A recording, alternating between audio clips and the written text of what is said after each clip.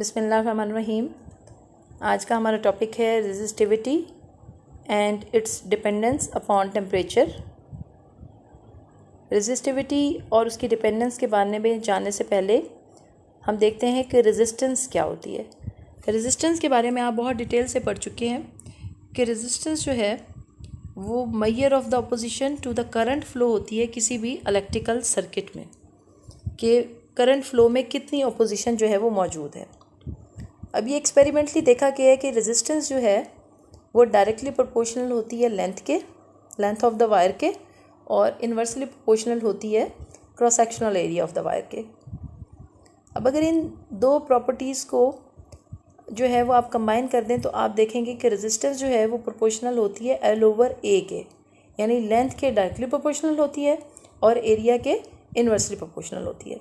यहाँ पे proportionality sign को अगर आप इक्वालिटी साइन में चेंज करना चाहें तो आप एक प्रोपोर्शनलिटी कांस्टेंट जो है वो इंट्रोड्यूस करवाएंगे।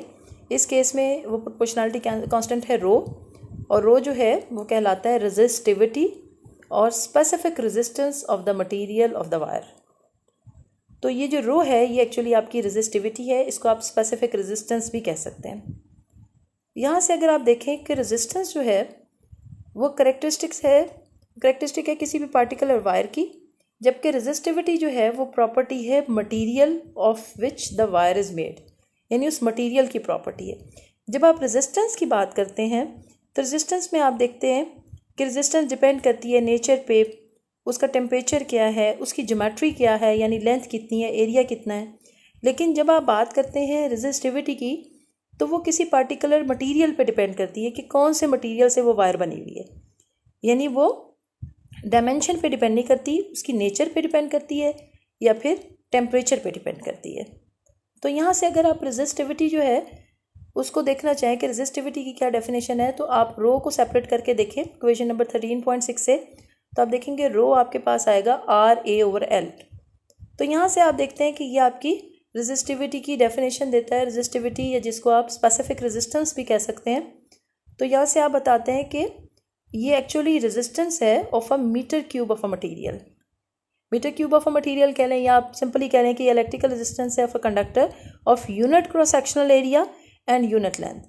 एक ऐसे कंडक्टर की ये रेजिस्टेंस है जिसका area of cross section unit है, और इसी तरह यूनिट क्रॉस सेक्शनल एरिया है, और इसी तरह उसकी यूनिट लेंथ है। तो आपके पास ये रेजिस्टिविटी की डेफिनेशन जो है ये आ जाएगी। अब अगर आप रेजिस्टिविटी का ऐसा यूनिट देखना चाहें तो आप देख सकते हैं 13.7 में रेजिस्टिविटी बराबर है RA/L के। तो रेजिस्टिविटी का ऐसा यूनिट क्या होगा, R जो है वो आप ओहम में मेजर करते हैं, A यानी एरिया जो है मीटर स्क्वायर में, इसी तरह L यानी लेंथ जो है वो मीटर में। तो आपके पास आ जाएगा ओहम मीटर। 1 मीटर जो है वो 1 मीटर से कैंसिल आउट हो जाएगा, तो रेजिस्टिविटी का ऐसा यूनिट आ जाएगा ओहम मीटर। तो इसमें आपने देखा कि रेजिस्टेंस जो है वो आप मेजर करते हैं ओहम में, जबकि रेजिस्टिविटी जो है वो मेजर करते हैं ओहम मीटर में।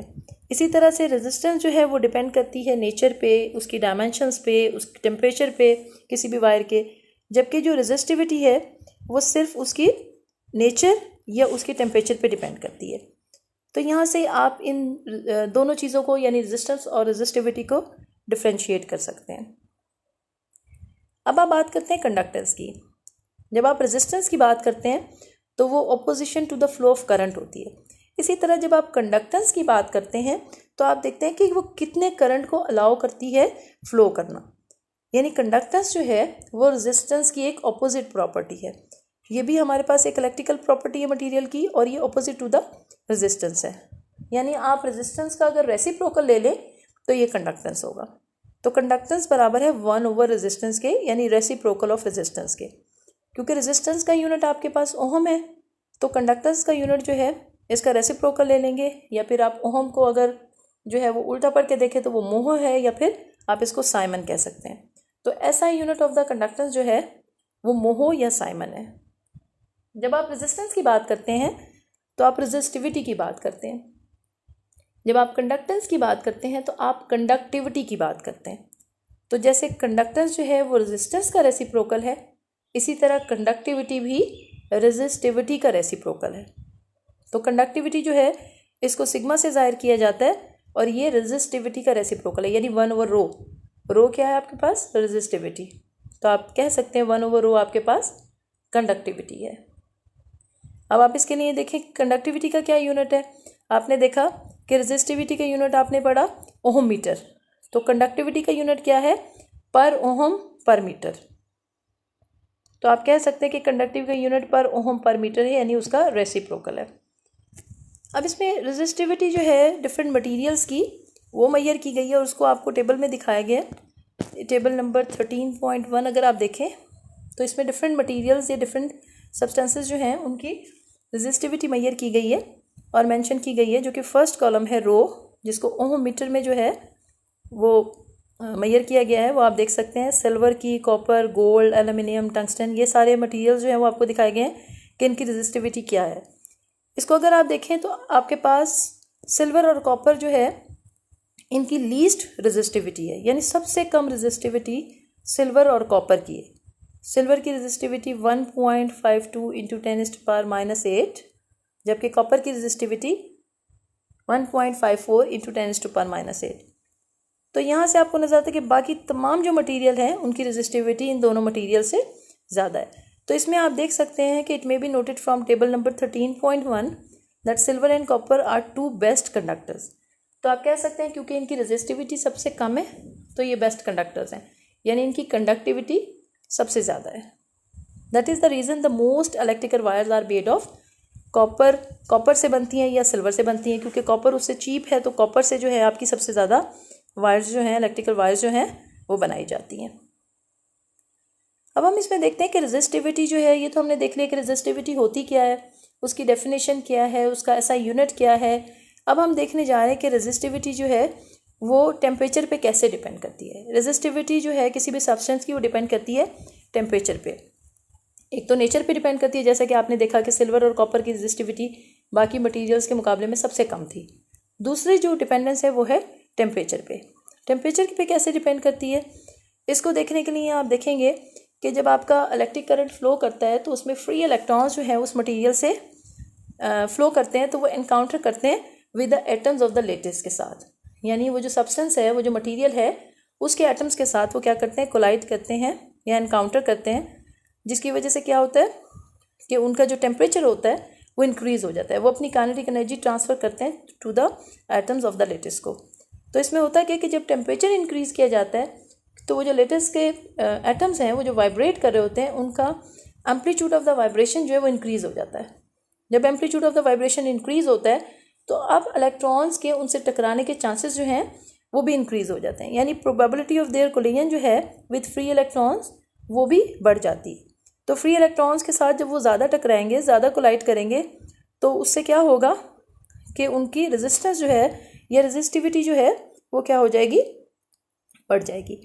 तो टेम्परेचर बढ़ाने से रेजिस्टेंस ऑफ द कंडक्टर जो है वो इंक्रीज़ हो जाती है। तो इसमें एक्सपेरिमेंटली अगर देखें तो the change in the resistance of the metallic conductor with the temperature जो है वो नियरली लीनियर है over the considerable range of the temperature above and below the 0 degree centigrade. Experiments किए गए, उसमें देखा गया कि अगर हम ग्राफ में एक तरफ रेजिस्टेंस को रखें, यानी उसमें रेजिस्टेंस में कितना चेंज आया किसी मेटेलिक कंडक्टर की, और एक तरफ टेम्परेचर को रखें, तो हम देखेंगे कि टेम्परेचर को इंक्रीज़ करने से रेजिस्टेंस भी उसके साथ लीनियरली इंक्रीज़ हो जाएगी, यानी जितना आप टेम्परेचर चेंज करेंगे उतनी ही रेजिस्टेंस चेंज हो जाएगी। इसको आप ग्राफ में देख सकते हैं। एक तरफ आपको एक्स एक्सिस में जो है वो टेम्परेचर दिखाया गया है और वाई एक्सिस में आपको जो है वो रेजिस्टिविटी रो दिखाई गई है। टेम्परेचर को बढ़ाने से वेरिएशन ऑफ रेजिस्टिविटी दिखाई हुई है।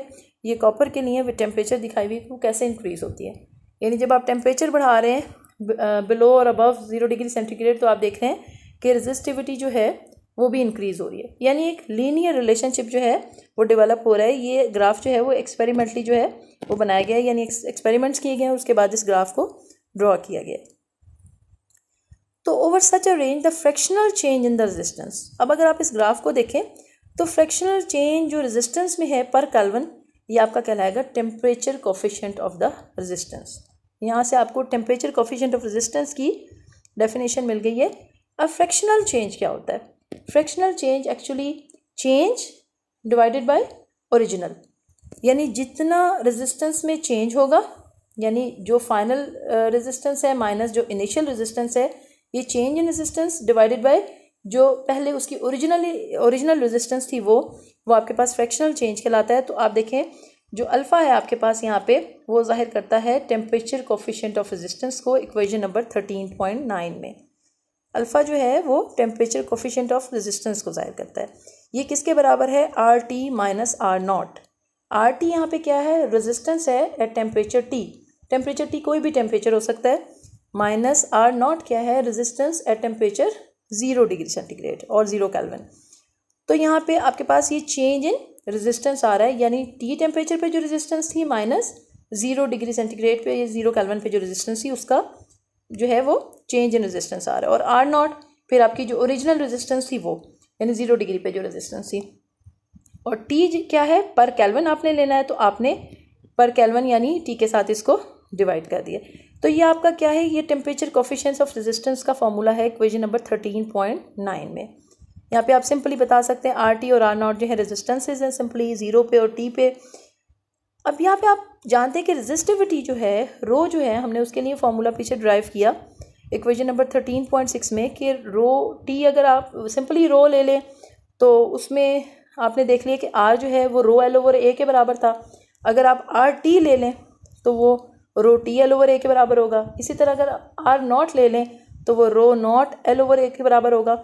यानी आप सिंपली इसमें जो आर वाली टर्म्स हैं रेजिस्टेंस वाली टर्म है उनको रेजिस्टिविटी में लेके जाना चाहते हैं, तो आप आर टी की जगह rho T L over A put कर सकते हैं। इसी तरह आर नॉट की जगह rho naught L over A put कर सकते हैं। तो आप सब्स्टिट्यूट कर दें अगर ऊपर तो एल ओवर ए तो तमाम ये जो रेजिस्टेंस वाले फैक्टर्स पड़े हुए हैं इन सब में कॉमन है, तो थ्रू आउट जो है वो कैंसिल हो जाएंगे। कॉमन लेके आप कैंसिल कर देंगे ऊपर नीचे। अब आपके पास रह क्या जाएगा?